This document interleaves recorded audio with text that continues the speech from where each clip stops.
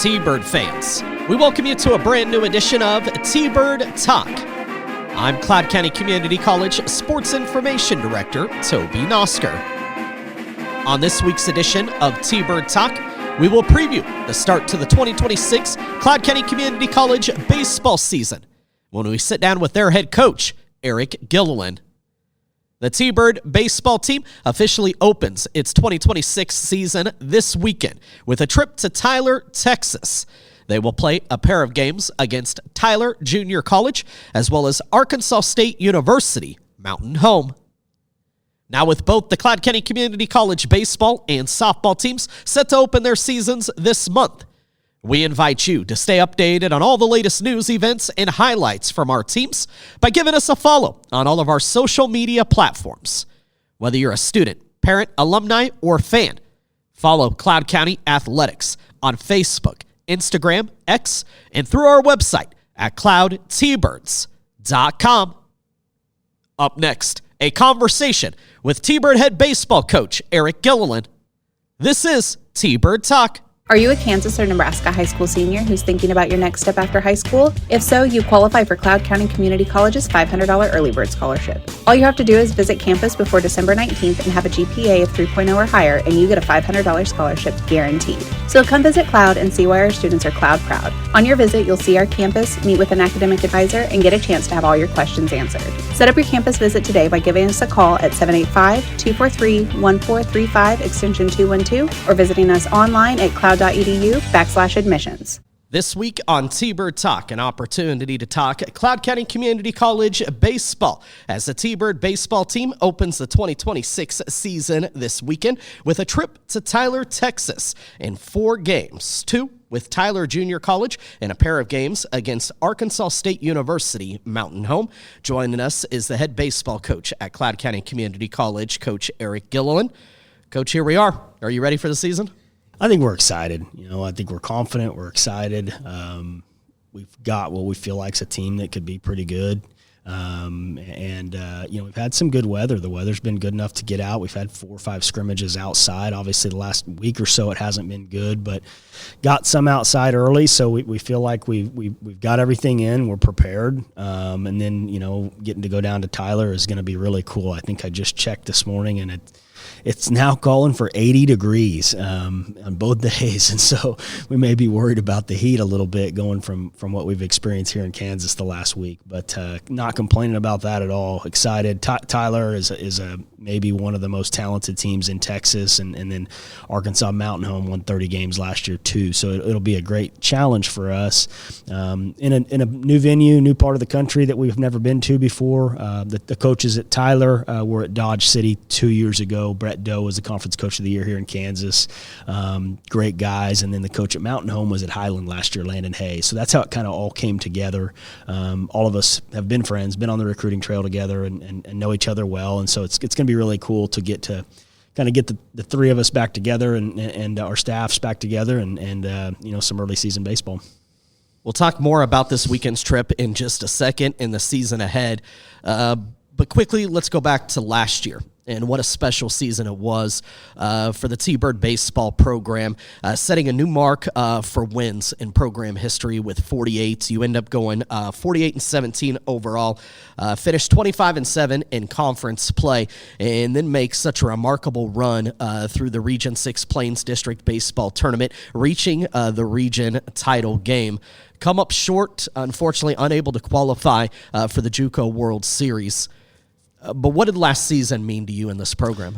Man, it was just kind of we just got to keep leveling up, and we had done that for a couple of years, but hadn't been able to break through in the postseason and have postseason success. And for us to kind of, bust through, and I think we won 6 postseason games and have that thing get a little bit magical there, where we just kept rolling them off through the backside of the bracket. It will definitely be one of the most memorable times in my career to this point, was a ton of fun, and that team really moved our program forward. And now the challenge to this team is okay, now what's next? And I think we all know what the goal is. We want to get to Grand Junction and have a chance to win a national title, but that's certainly a long ways down the line right now.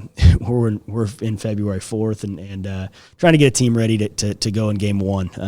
Worry about the postseason later, but big picture, we want to just keep getting better every year, and I think we've done that every year that I've been here, and last year was maybe the biggest step that we've taken in that process. 3 seasons now with 40-plus wins, and you talk about leveling up each year. Is that a conversation that you have with your guys? Is it a conversation that you have with, say, the returners from last year that, hey, yeah, it was a special season. We made a remarkable run, but still we came short of some goals that we want to achieve. Do you have talks like that with them? Yeah, so we do some of that. Not a lot. I'm not a real big picture, look ahead, set a bunch of goals. We don't really set any goals. The only goal is to be the best you can be every day. And so we do a deal in the winter called Grit. The team gets together. This is when it's we don't have much going on. We do a couple nights a week where we do all kinds of different stuff, where we watch videos, inspirational videos. They read a book. They read a book called The Twin Thieves this year and talk about that every night.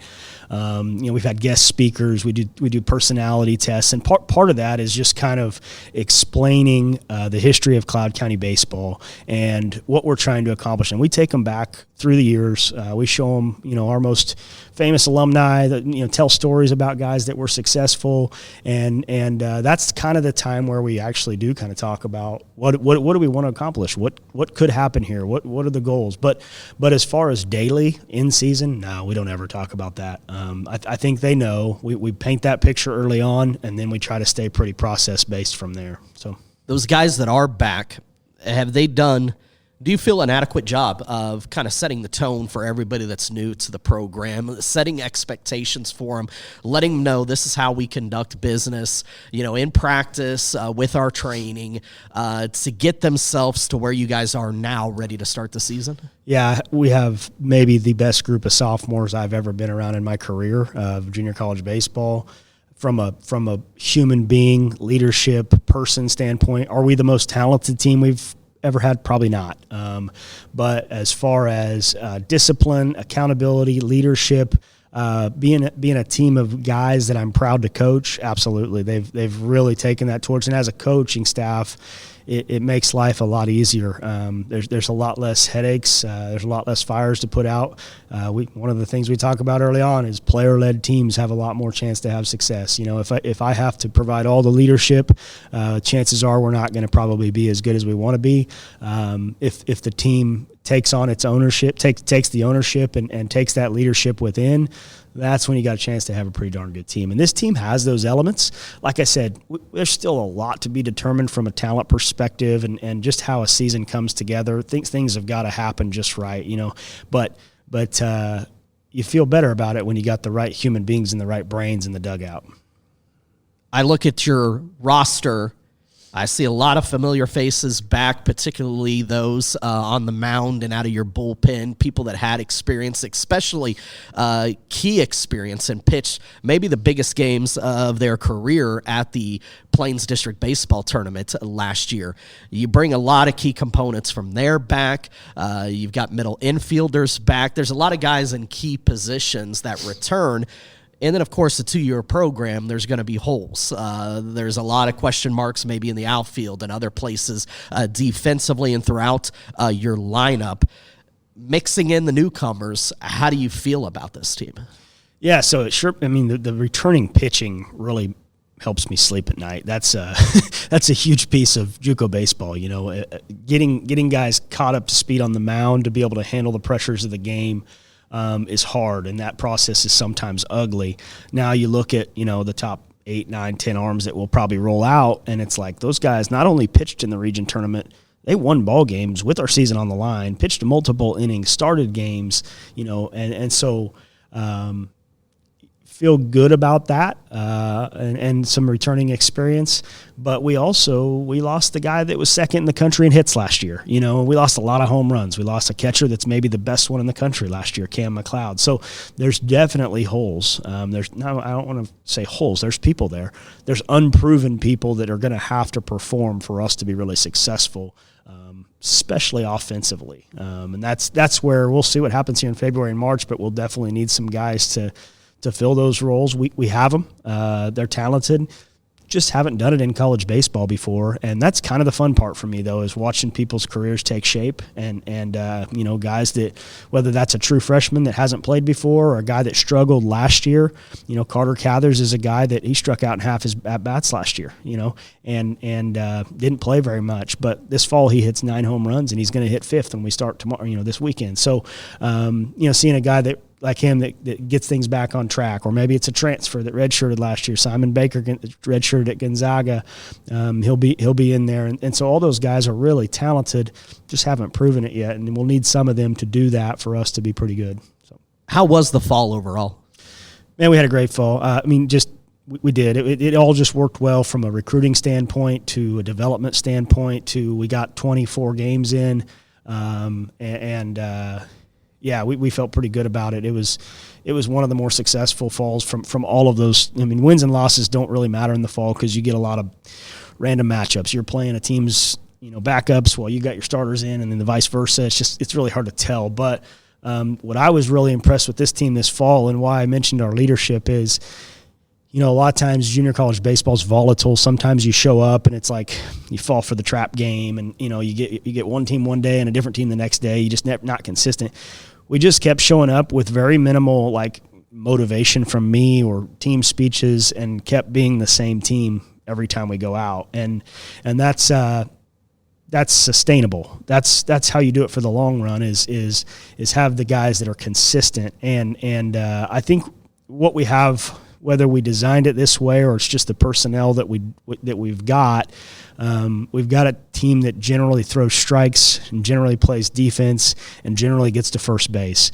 And so if you do that, those 3 things consistently, you're going to find yourself in a lot of baseball games. Now, if we hit home runs like we did last year, we led the Jayhawk in home runs, and you add that on top, that's how it can get really, really fun.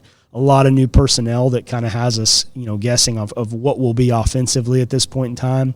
But I'm pretty confident that we're going to pitch it, and we're going to throw it over the plate, and we're going to field the baseball, and we're going to compete in the box. And that's what we did all fall, and it led to a lot of success, a lot of consistency.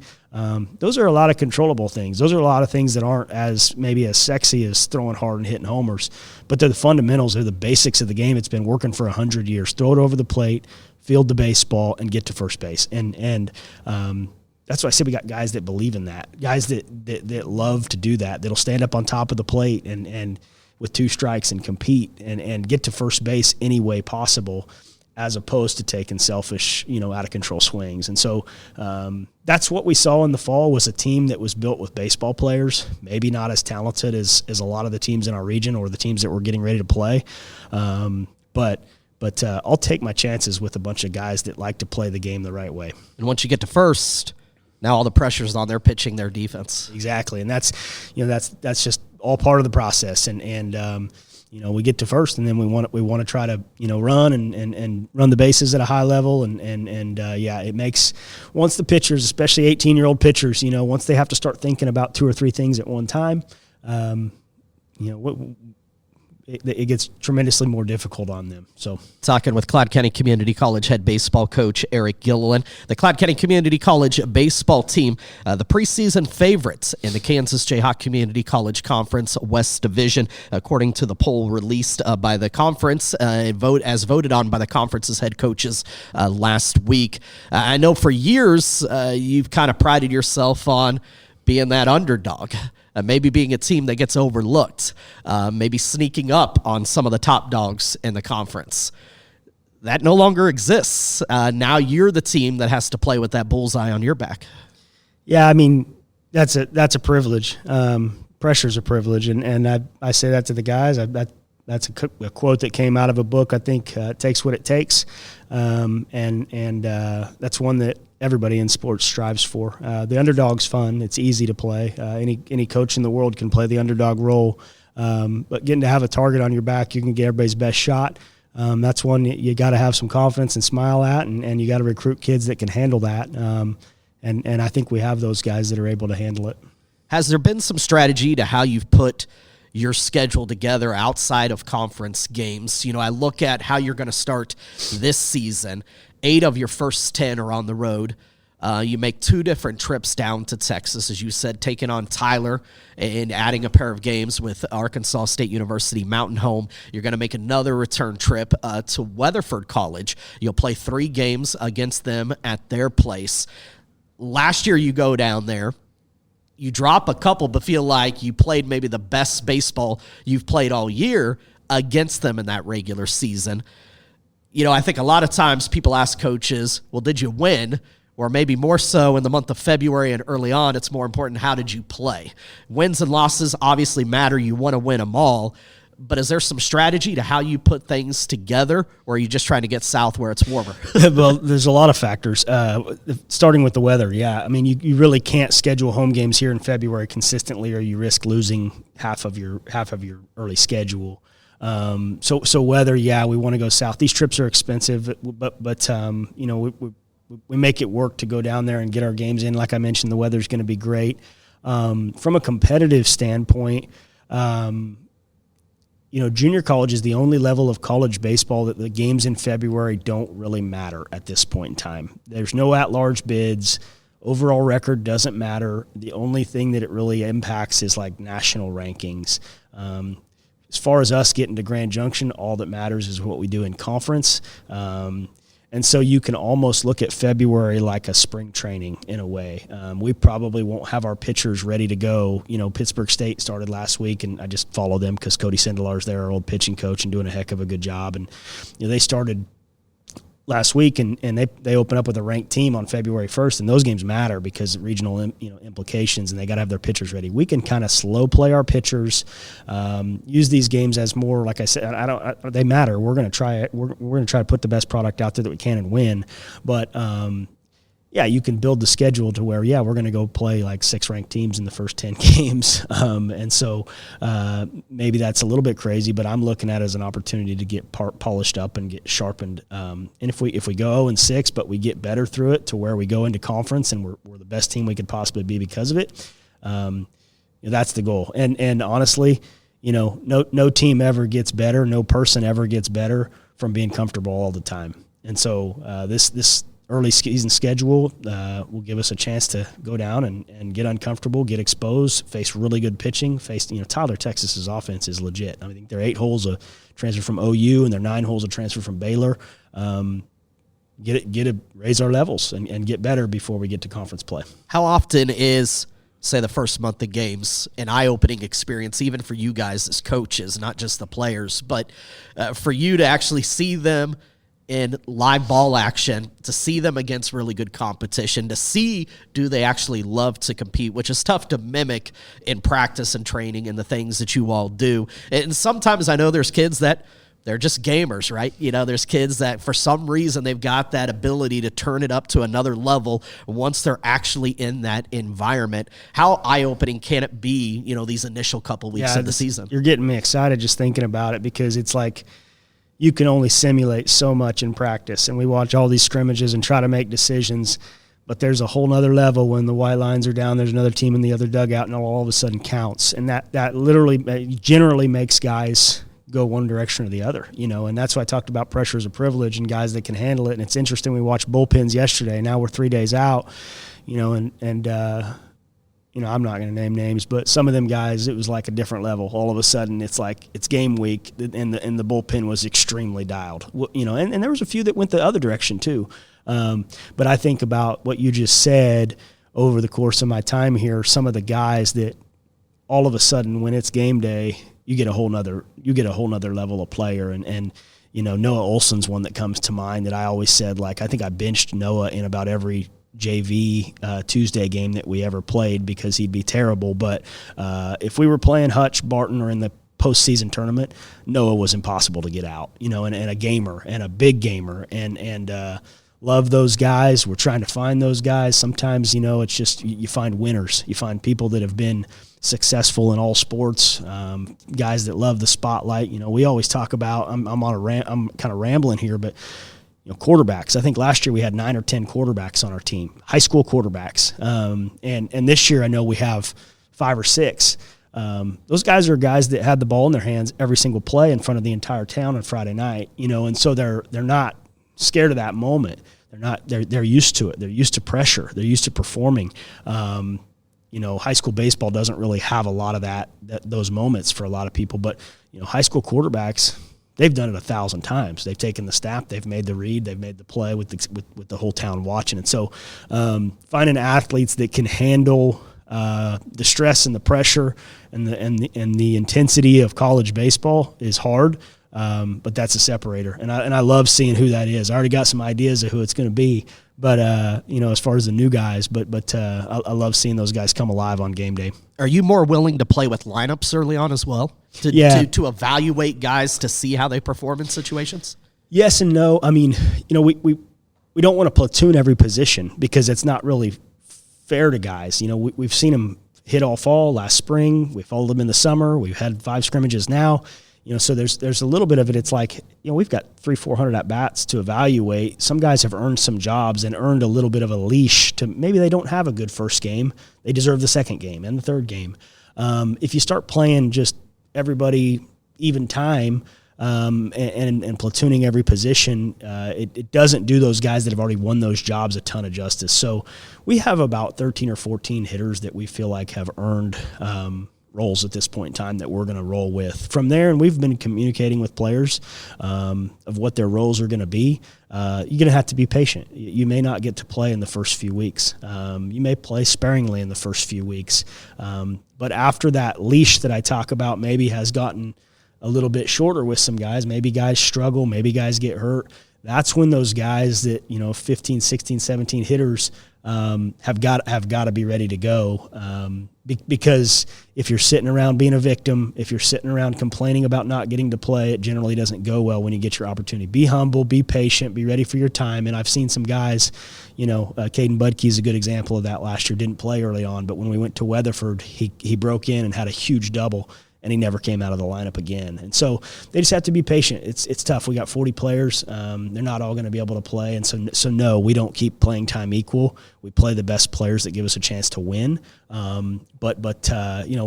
We're going to need a big roster by the end of it. It just may not happen here early on necessarily. And unfortunately, injuries are a part of the game. Mm-hmm. And you've gone through that. And last year, there was kind of a rotation of guys that it seemed like for a couple of weeks you were trying out at like first base and things like that to find, who is going to put us in the best position and who gives us the best, both defensively and offensively. And that's where you saw some guys that broke out. Yeah, I mean, there will be some platoon positions.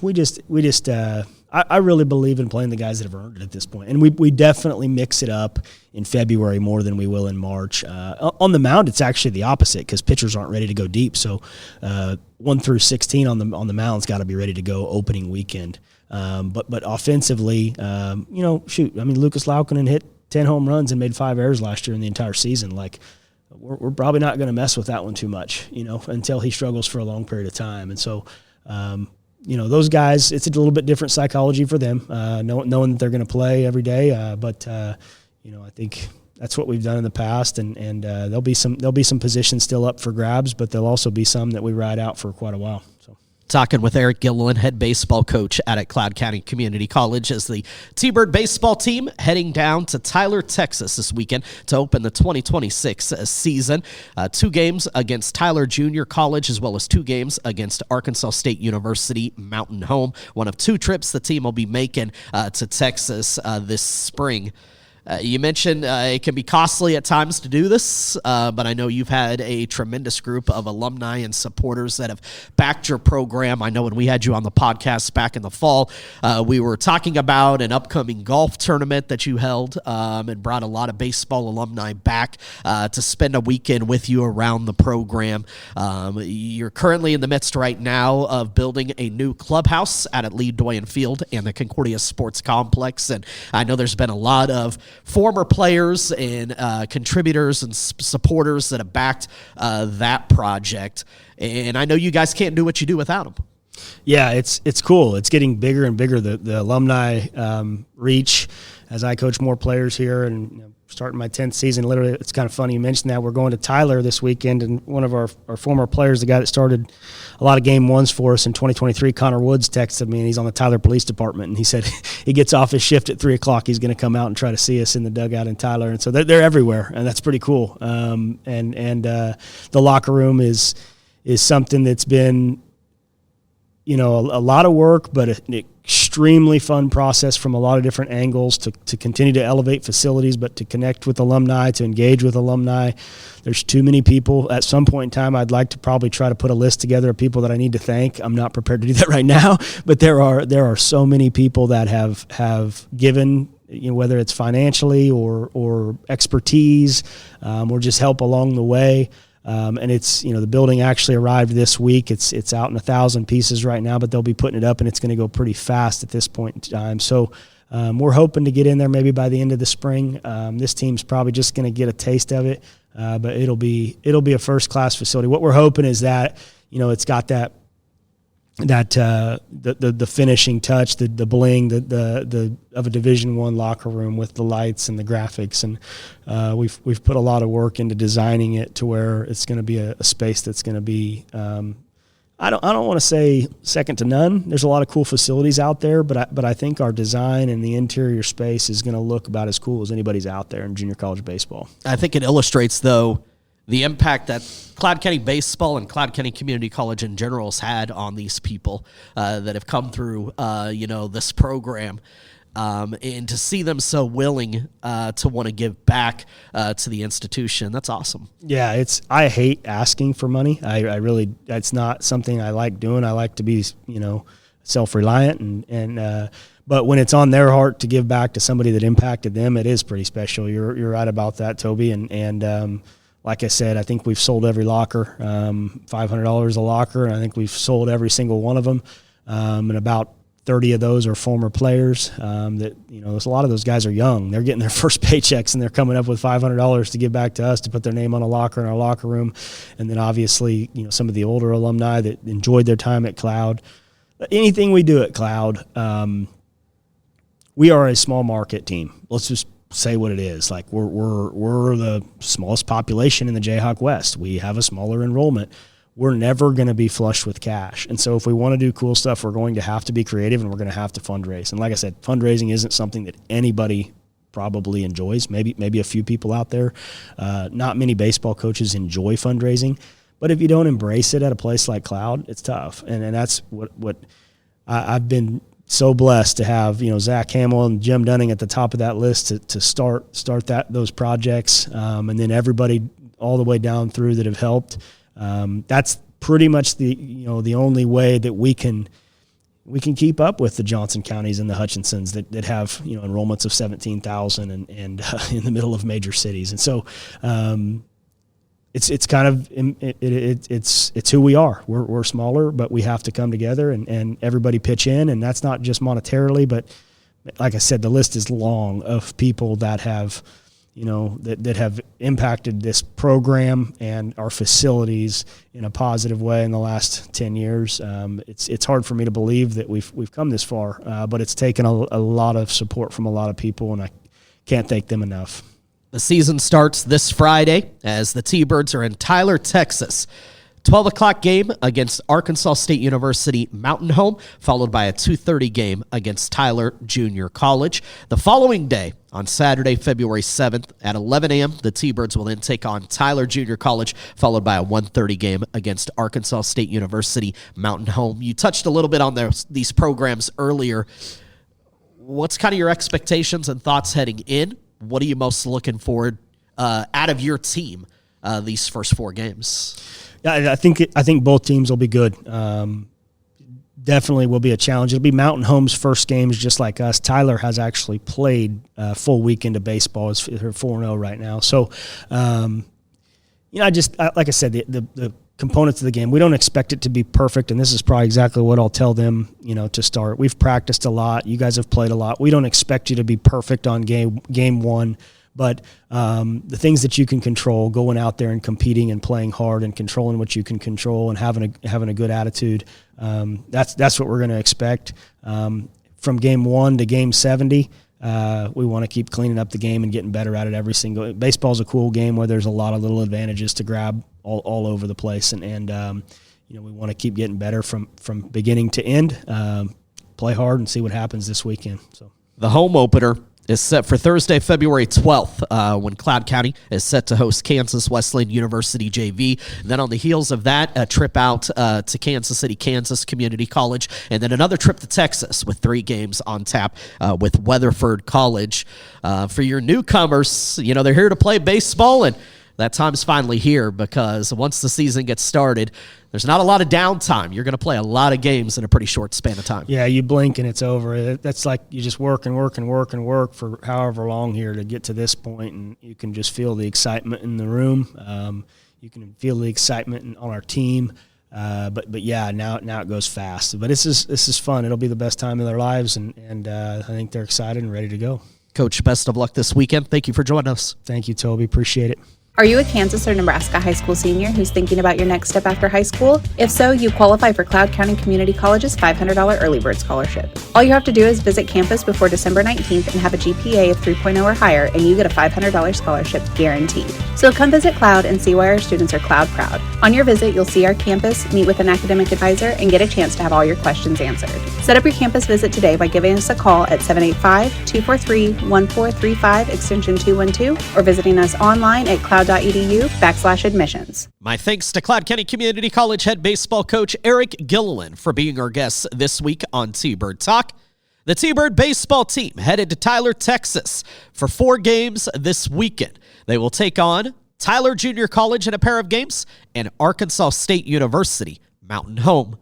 A full T-Bird schedule is available at our website at cloudtbirds.com. The Cloud County Community College softball team will open its 2026 season on Tuesday, February 17th, when the T-Birds are in action at home to host Southeast Community College. In the weeks ahead, we'll have an opportunity to preview the softball season with head softball coach TJ Segabart, and we'll also be talking to members of the Cloud County Community College baseball and softball teams. The Cloud County Community College indoor track and field season is also well underway. This week, Cloud County Community College sophomore sprinter Alpha Mpufu has been named the NJCAA Men's Indoor Track Athlete of the Week. Now, Mpufu led the T-Birds at the Washburn Open with a victory in the men's 400-meter dash, crossing the finish line in a new indoor school record time of 46:65. Mpufu's national qualifying time ranks number 4 nationally in the NJCAA and also set a new Washburn Open meet record. Mpufu added a third-place finish in the men's 200-meter dash, clocking a national qualifying time of 21:30, which ties a Cloud County indoor school record. And Mpufu continued his strong showing on the track by helping the Cloud County men's 4x400-meter relay team to a 5th-place finish, posting a national qualifying time of 3:14:05. Cloud County Community College sophomore Mamuna Jallo has earned Kansas Jayhawk Community College Conference Women's Indoor Track Athlete of the Week. It's the second time this season that Jallo has received the honor. Jallo continued her early season tear at the Washburn Open, recording a first-place finish in the women's 60-meter dash with a new meet record, an NJCAA leading time of 7.32. Jallo also won the women's 200-meter dash, establishing another meet record with an NJCAA leading time of 23.66. And Jallo joined together with freshman Scholastica Herman, Micaiah Hitchman, and Alexis Smith on the women's 4x400-meter relay team that placed 5th in an NJCAA national qualifying time of 3:54:11. The Cloud County Community College indoor track and field teams will split into 2 teams at 2 different meets this week, with a small group headed to the Fred Beal Track and Field Classic at Doane University in Crete, Nebraska on Saturday. And the majority of the team will be competing this Friday and Saturday at the Frank Savine Husker Invitational in Lincoln, Nebraska. Last night, the Cloud County Community College wrestling team dropped 2 home duels, with a 27-24 loss to Labette Community College in its first match and a 38-12 setback to number 8 Pratt Community College in the second match of the night at Arley Bryant Gymnasium. The losses dropped Cloud County to 12-8 overall and 4-3 in Kansas Jayhawk Community College conference action. The T-Birds are back on the mat on February 14th at the 2026 NJCAA South Central District Wrestling Championships inside the Dennis Lesh Sports Arena on the campus of Pratt Community College. And this weekend, the Cloud County Community College women's and men's basketball teams return to action as they host Colby Community College in Kansas Jayhawk Community College conference play. Last Saturday, the Cloud County Community College women's basketball team's second-half rally came up short as they fell to number 3 Dodge City Community College on the road, 74-68. The T-Birds were led in the loss by sophomore forward Layla Washington, who scored a career-high 30 points on 13 of 22 from the floor, including 3 of 6 from deep. Washington's 13 made field goals are the most by a Cloud County player since Momona Sissoko's 14 made field goals against Pratt Community College on January 6, 2024. Cloud County currently sits at 9-12 overall and 5-11 in Kansas Jayhawk Community College conference action. The T-Bird men's basketball team let a 17-point second-half lead slip away last Saturday in a 103-95 road loss to number 22 Dodge City. With the loss, Cloud County has slipped to 12-10 overall and 7-9 in conference play. Tip-off to this weekend's women's game against Colby is set for 2 p.m., with the men's game to follow at 4 p.m. Both games will be streamed live on the T-Bird Sports Network at cloudtbirds.com. Fans can also keep up to date on everything happening in Cloud County athletics by giving us a follow on Facebook and Instagram at Cloud County Athletics or on X at CCCC Sports. Brand new episodes of T-Bird Talk drop each Thursday, so make sure you're subscribed on your favorite podcast platform. T-Bird Talk is a production of the Cloud County Community College Athletic Department.